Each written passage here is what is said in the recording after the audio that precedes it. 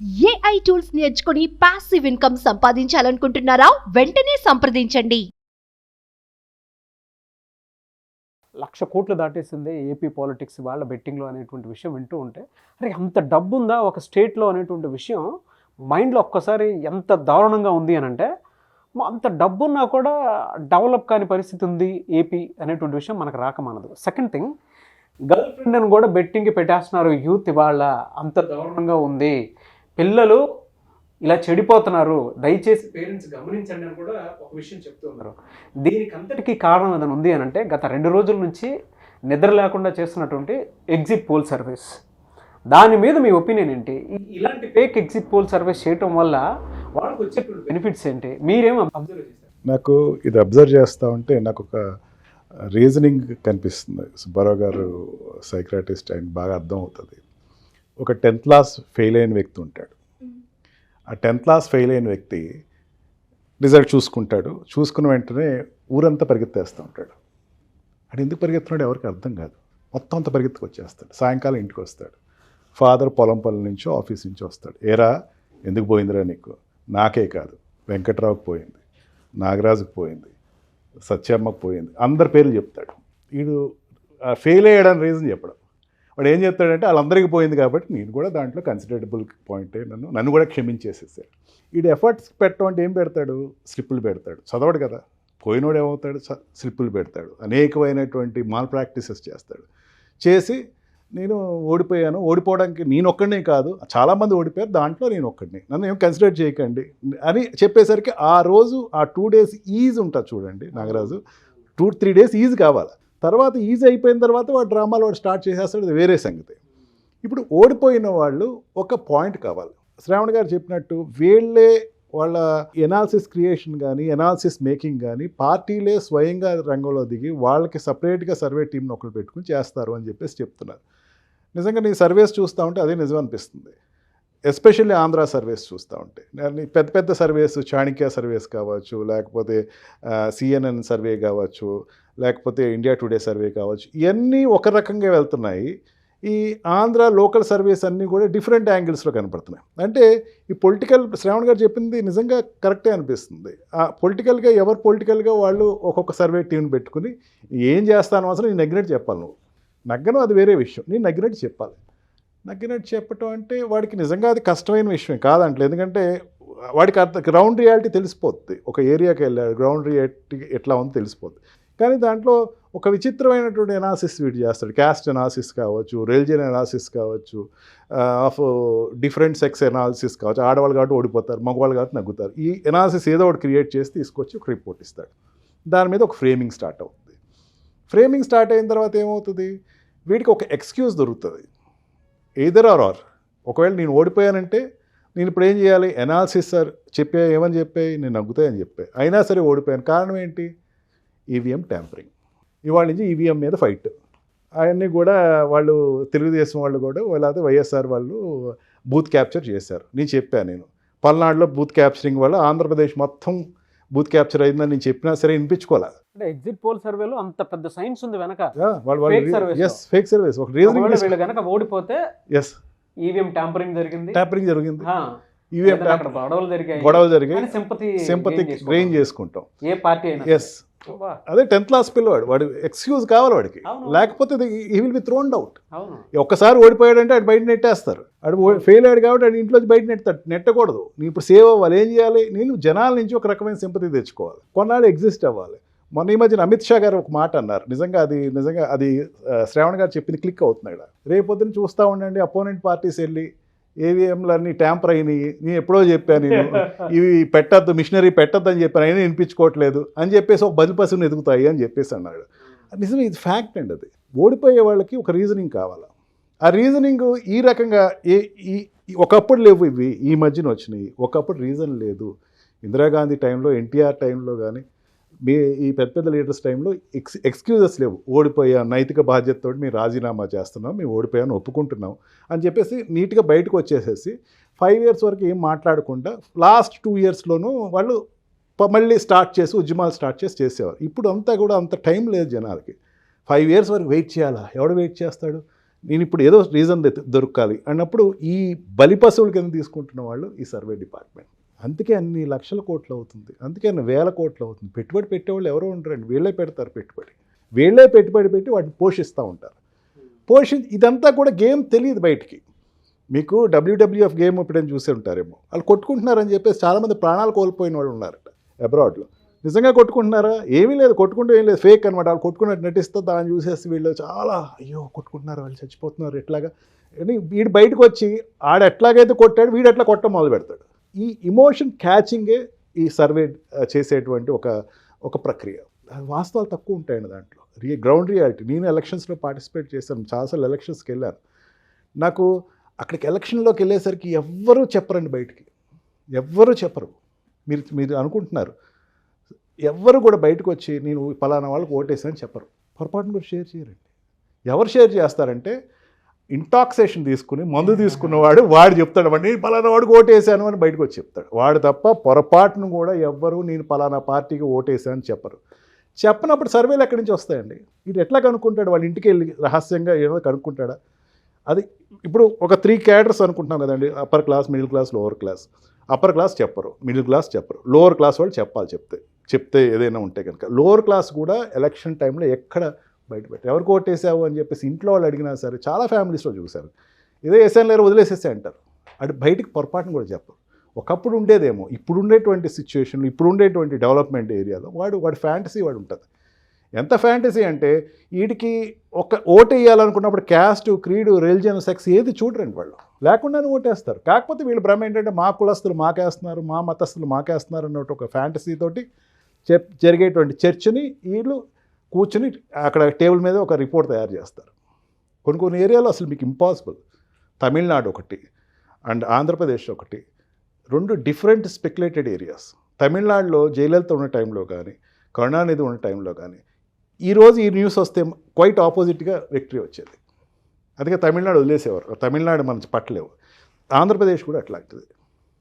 లోపల ఉండే factors different factors ఉంటాయి, అనేక ఫ్యాక్టర్స్. ఫేవరెటిజం ఉంది, లోకల్ ఫ్యాక్టర్స్ ఉన్నాయి, నా రోడ్ సరిగ్గా లేదు, నాకు వ్యతిరేకత ఉంది, నాకు ఇమ్యూనిటీస్ ఓడిపోతే వీళ్ళ మీద ఎటువంటి మాట రాకుండా సింపతి గేని నేను సింపతి రావాలి, నేను కాదు చెప్పటం, ఏ అభయం మెషిన్ మీద రిట్టేయటం. కానీ వీటి మీద బెట్టింగ్ నడుస్తుంది కదండి, దాన్ని మనం అసలు లీగల్గా ఏం చేయలేము. అసలు లీగల్గా అంటే మీకు ఒక ఎగ్జాంపుల్ చెప్తానండి.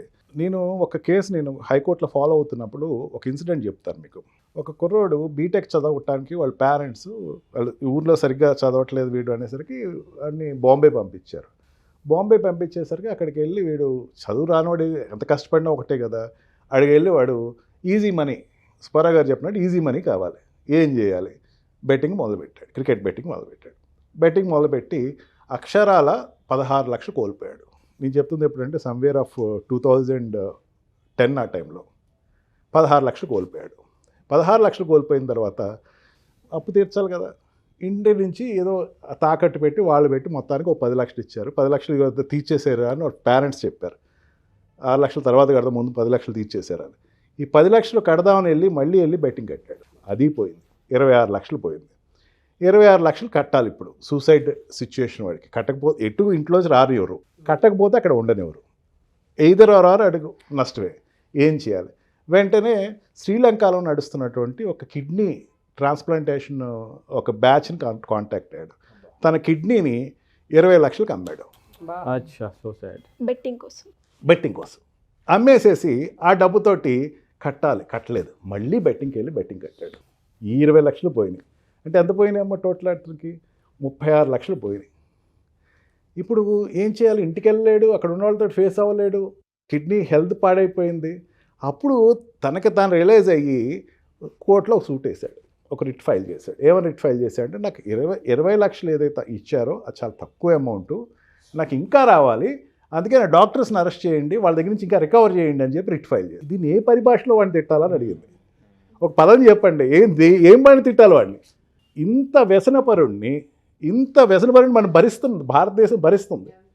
ఇట్లాంటి వాడిని ముందు జైల్లో పెట్టాలి. జైల్లో పెట్టినా సరే అక్కడ కూడా కూర్చొని బెట్టింగ్ కాస్తాడు. అసలు ఏంటిది పరిస్థితి ఏంటంటే, బెట్టింగ్ అన్నది సైకలాజికల్గా చెప్పాలంటే దిగనంతసేపు బాగానే ఉంటుందండి, దిగిన తర్వాత ఆటోమేటిక్గా అది తీసుకెళ్ళిపోతూ ఉంటుంది. నాగరాజు గారు ఇందాక సుబ్బారావు గారు, శ్రవణ్ గారు చెప్పినట్టు ఈ ఎగ్జిట్ పోల్ సర్వే అన్నది ఎంత ఫేక్ నడుస్తాయంటే, మీకు హిస్టారికల్గా చెప్పినా సరే ద్రౌపది దేవిని పెళ్ళాన్ని అమ్మాడు అని చెప్పేసి అన్నారు. మన దాంట్లో కనపడతానే ఉంటుంది. ద్రౌపది దేవిని అమ్మేసేసి ఇంకా లాస్ట్ ఛాన్స్ అదే అని చెప్పేసి తాకట్టు పెట్టేసేసి సేమ్ ఈక్వల్, రెండు ఒకటే ఫినామినా అండి. వీళ్ళు లీడర్ ఏం చేస్తాడంటే ఒక ఫేక్ ఫినామినా ఒకటి క్రియేట్ చేస్తాడండి. ఇప్పుడు పెట్టుబడిదారులు ఎవరు ఉంటారు? ఒక రియల్ ఎస్టేట్ వాళ్ళు, ఒక ఇండస్ట్రీ వాళ్ళు, large industry, small scale industry, cottage industry కానీ, ఐటీ ఇండస్ట్రీ కానీ, ఫిలిం రంగం కూడా ఇప్పుడు ఆంధ్రప్రదేశ్లో స్పెసిఫిక్గా మనం మాట్లాడుకుంటున్నాం కాబట్టి ఆంధ్రప్రదేశ్లో ఫిలిం ఇండస్ట్రీ వెళ్ళాలా లేదా అన్నది చాలా డైలమా ఉందండి. దీనిని రికవర్ చేయాలంటే ఏం చేయాలా?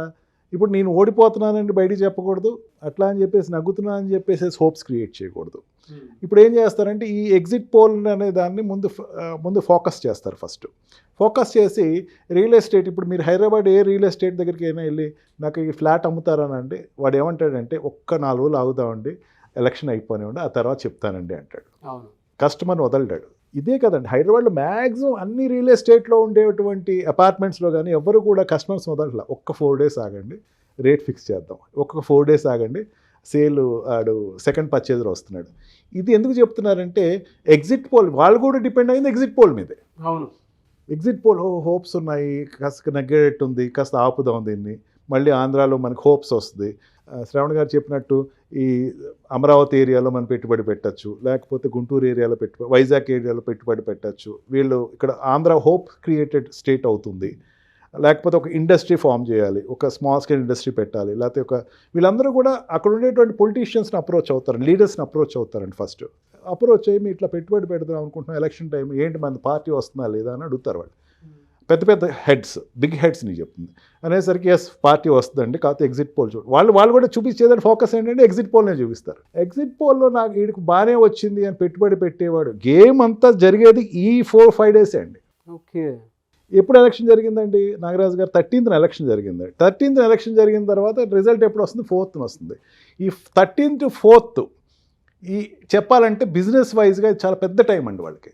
ఎవరిని అప్రోచ్ అవ్వాలి? వెంటనే వాళ్ళు ఏం చేస్తారంటే రూలింగ్ పార్టీ వాళ్ళని, అపోజిషన్ పార్టీ వాళ్ళ దగ్గరికి వెళ్ళి అడుగుతారు. ఎమ్మెల్యేలు కానీ, మినిస్టర్స్ కానీ, మినిస్టర్ హోప్స్ ఉన్న వాళ్ళు కానీ వాళ్ళ దగ్గరికి వెళ్ళి అడుగుతారు. ఏంటి మీరు మరి మేము ఇక్కడ ఇండస్ట్రీ పెడదాం అనుకున్నాం, లేకపోతే ఇక్కడ రియల్ ఎస్టేట్ మేము ఎస్టాబ్లిష్ చేద్దాం అనుకున్నాం, కొత్త ఎస్టాబ్లిష్మెంట్, మరి ఏం చేద్దాం? ఖచ్చితంగా పెట్టండి, మీకు ఎందుకు నేనున్నా సర్వే చూపిస్తాను మీకు. డిస్క్లోజ్ అయ్యేది వాళ్ళకి డిస్క్లోజ్ అవుతుందండి, బట్ నిజం వాళ్ళకి తెలుసు, ఎవరికి లీడర్కి మాత్రం తెలుసు. మాత్రం ఎస్ వీడు నేను రాను కానీ ముందు నేను తప్పించుకోవాలి కదా, నీ మీద పెట్టుబడి ఎందుకు పెడతా, నెక్స్ట్ టైం రాడాడు. ఈ 5 years అయిపోయింది, మళ్ళీ అప్రోచ్ అవ్వాలి కదా, నెక్స్ట్ టైం రాడు. అందుకని లీడర్కి అన్నీ తెలుసు. లీడర్ తెలిసి వాడు కూడా ఒక టైంలో ఏమైపోద్ది అంటే ఎలక్షన్ నేను చాలా క్లోజ్గా చూశాను, లీడర్ కూడా ఓడిపోతాడని చెప్పి నేటి వరకు తెలిసినా సరే ఏమో ఈ సర్వేస్ నాకు హోప్స్, ఈడు క్రియేట్ చేసిన సర్వేస్ అని నాకు హోప్ క్రియేట్ చేసినాయి కదా, దేవుడు ఏదో రకంగా ఒక మిస్ మ్యాచ్ చేసేసి మళ్ళీ నన్ను నగ్గిస్తాడేమో అన్న ఒక రాంగ్ ఈడు కూడా మిస్కన్సెప్షన్లో వీడు వచ్చేస్తాడు. ఈ మెయిన్గా చెప్పాలంటే ఫిలిం ఇండస్ట్రీ యాక్చువల్గా పవన్ కళ్యాణ్ గారి సార్ నుంచున్నారు కాబట్టి ఫిలిం ఇండస్ట్రీ అంతా క్లోజ్గా చూస్తుందండి ఏమవుతుంది ఏంటి అని. చిన్న ప్రచారాలకి చాలా పెద్ద గొడవలు అయినాయి వాళ్ళకి. ఈ ఫిలిం ఇండస్ట్రీ ఆంధ్రాలో ఇప్పటివరకు ఎగ్జిస్టెన్స్లోకి రాలేదండి. ఫిలిం ఇండస్ట్రీతో చాలా ఇండస్ట్రీస్ రిలేట్ అయిపోతాయి. ఒక చిన్న కంపాక్ట్ డిష్ కాదు, అది పెద్ద కంపాక్ట్ డిష్ అండి. అది ఇప్పటివరకు ఆంధ్రాలో ఎస్టాబ్లిష్ అవ్వాలంటే ఏంటి, వాళ్ళు రూలింగ్ పార్టీని అప్రోచ్ అవుతారు, అపోజిషన్ పార్టీని అప్రోచ్ అవుతారు. వాళ్ళు ఇచ్చినటువంటి ప్రామిసెస్ ఉంటాయి. ప్రామిసెస్లో మీకు ఎందుకని మీరు నెక్స్ట్ టైం మీదే బిల్ ఉంటుంది, మీకు పాస్ చేస్తాను, మీకు ఇచ్చిన ల్యాండ్స్ అన్ని అప్రూవ్ చేస్తానని వాళ్ళు ఏదో చెప్తారు. ఇది రేపొద్దున ఓడిపోయినప్పుడు ఏం చెప్తారు, ఇక మీకు నేను చెప్పాను కదా, నేను చెప్పిన వాస్తవేనండి, ఈవెన్ ఈ ఇచ్చినటువంటి సెన్సస్ ప్రకారం ఎనాలిసిస్ ప్రకారం ఎవరికి ఇచ్చిందో నాకే మెజారిటీ వచ్చింది, కానీ ఈవీఎం ట్యాంపర్ అయింది, నేనేం చేయగలను, అన్నీ బ్లాక్ అయిపోయినాయి. అవన్నీ వాళ్ళందరూ కూడా డబ్బులు తీసుకుని అక్కడ మొత్తం ఆ ఏరియా అంతా కమాండ్ చేశారు. అదంతా కూడా ఫ్యాక్షనిస్ట్ ఏరియా, అదంతా కూడా ఆంధ్ర ఏరియా అని నాకు నిజంగా అర్థం కాదండి. నేను షాక్లో ఉన్నాను సార్. అసలు మీరు అలా మాట్లాడుతుంటే ఒక లీడర్ ప్రజల్ని ఎంత దారుణంగా మోసం చేస్తున్నారా అనేటువంటి దానికి భయంకరంగా ఉందండి ఆలోచించుకుంటాను నేను. ఫేక్ ఎగ్జిట్ పోల్స్ మీరు నమ్మి బెట్టింగ్లకు పెట్టేసి చాలామంది మేము జీవితాలు మీరు నాశనం చేసుకుంటున్నారు కదా. దానికి ప్రధాన కారణము ఎగ్జిట్ పోల్ వచ్చి ఇది గెలుస్తుంది అది గెలుస్తుంది ఏది నమ్మొద్దు. బెట్టింగ్లోకి వెళ్ళిపోయి ఒక లీడర్ తను కాపాడుకోవడం కోసం అని చెప్పేసి ముందే ఎగ్జిట్ పోల్ సర్వీస్ని పెట్టించి రేపటి రోజున వాళ్ళకి తెలుసు, ఇందాక మన పృథ్వీ గారు చెప్పినట్లు వాళ్ళకి కూడా తెలుసు నేను రాను అనేటువంటి విషయం వాళ్ళలో బలంగా ఉంటుంది. కానీ వీళ్ళు ప్రొజెక్ట్ చేసేది ఏంటి అని అంటే నేను వస్తున్నాను మీరు చూడండి అనుకునేటువంటి ఆలోచననే క్రియేట్ చేస్తారు. ఎందుకు అని అంటే వీళ్ళ మీద ఆల్రెడీ పెట్టుబడులు ఉంటాయి, బినామీలు ఉంటారు, వీళ్ళని నమ్ముకున్న వ్యవస్థే ఉంటుంది. సింపుల్గా చెప్పాలి అంటే ఒక కోటరీనే ఉంటుంది అనమాట చుట్టూ. అది వాళ్ళని వాళ్ళు కాపాడుకోవటం కోసం, వాళ్ళ స్వార్థ ప్రయోజనాల కోసం చేసేటువంటి అతిపెద్ద స్కామ్ ఏదైనా ఉంది అని అంటే ఎగ్జిట్ పోల్ సర్వీస్. సో మీరు ఏది పడితే అది నమ్మి ఏదనుకుంటే అది చేసేసి ఇది జరిగిపోతుంది అది జరిగిపోతుంది మెంటల్ డిస్టర్బెన్స్ క్రియేట్ చేసేసుకొని మానసికంగా మిమ్మల్ని మీరు ఒక ఊబిలోకి తీసుకొని వెళ్ళిపోయి, ఒక ట్రామాలోకి తీసుకొని వెళ్ళిపోయి మీ జీవితాల్ని, మీ ఫ్యామిలీని రోడ్డు మీద తీసుకురావద్దు. మీ జీవితంతో పాటు కుటుంబం మొత్తాన్ని, అసెట్స్ కూడా కొంతమంది కంపెనీలే తాకట్టు పెట్టేస్తూ ఉన్నారు. మీరు ఇందాక అన్నట్లు ఆటోమొబైల్ ఇండస్ట్రీ అంటే ఒక్కొక్క నాయకుడిని నమ్ముకుని ఆటోమొబైల్ ఇండస్ట్రీ డిపెండ్ అయ్యి ఉంటుంది. ఇవన్నీ పచ్చి నిజాలు. ఆటోమొబైల్ ఇండస్ట్రీ ఉంటుంది, దాని తర్వాత ఐటీ ఇండస్ట్రీ ఉంటుంది, దాని తర్వాత కొన్ని ఫార్మాస్యూటికల్ ఇండస్ట్రీస్ ఉంటాయి, సినిమా ఇండస్ట్రీ ఉంటుంది, రకరకాల ఇండస్ట్రీస్ అన్నీ. అంటే ఈవెన్ ఇవాళ జనరల్గా మనం మాట్లాడుకోవాలి అనుకుంటే రియల్ ఎస్టేట్లో ఉన్నంత డబ్బు ఇంకెక్కడ ఉందని చెప్పేసి అంటూ ఉంటారు. ఇందాక మన శ్రావణ్ గారు చెప్పినట్లు అమరావతి ఎప్పటికైనా హాట్ టాపిక్కే, వైజాగ్ ఎప్పుడైనా హాట్ టాపిక్కే. ఎందుకంటే అక్కడ అసెట్స్ బలంగా ఉన్నాయి. సో వచ్చినా రాకపోయినా సరే మనం బెట్టింగ్లో పెట్టేస్తే నువ్వు చచ్చినా వెయ్యే, బ్రతికినా వెయ్యే, మనదైతే మనకు ఉంటుంది కదా అనేటువంటి ఉద్దేశంతో కట్టినటువంటి చాలామంది ఉన్నారు. స్వార్థ ప్రయోజనాల కోసం ఒక నాయకుడు ఎగ్జిట్ పోల్ సర్వీస్ని బయటికి తీసుకొచ్చి ఇది అనేటువంటి మిస్కాన్సెప్షన్ని తన కాపాడుకోవటం కోసం అని చెప్పేసి ఎగ్జిబిట్ చేస్తూ ఉన్నారు. సో దయచేసి అటువంటి ఊబిలో వెళ్ళకూడదు అనేదే నా పాయింట్. చాలా బాగా చెప్పారు సార్. నిజంగా కొంతమంది అయితే గర్ల్ ఫ్రెండ్స్ని కూడా తాకట్టు పెడతారని చెప్పేసి చెప్పారు, చూసారా? ట్రూ అండి. వాళ్ళది అక్కడ యూత్లో బలంగా ఉంది కాబట్టి మీరు అనాలిసిస్ చేశారు కాబట్టే మనం దాని గురించి మాట్లాడుకుంటున్నాము. బట్ ఎవరైనా సరే మీ జీవితాలను మీరు ఎవరి చేతుల్లోనూ పణంగా పెట్టొద్దు. అది పద్ధతి కాదు. లీగల్గా కూడా చూసుకున్న దాని కాన్సిక్వెన్సెస్ డబ్బులు ఉంటాయి. సో దయచేసి అది గుర్తించండి. సుమన్ టీవీలో మీ పర్సనల్ అండ్ బిజినెస్ ప్రమోషన్స్ కోసం కింది నెంబర్కి కాంటాక్ట్ చేయండి.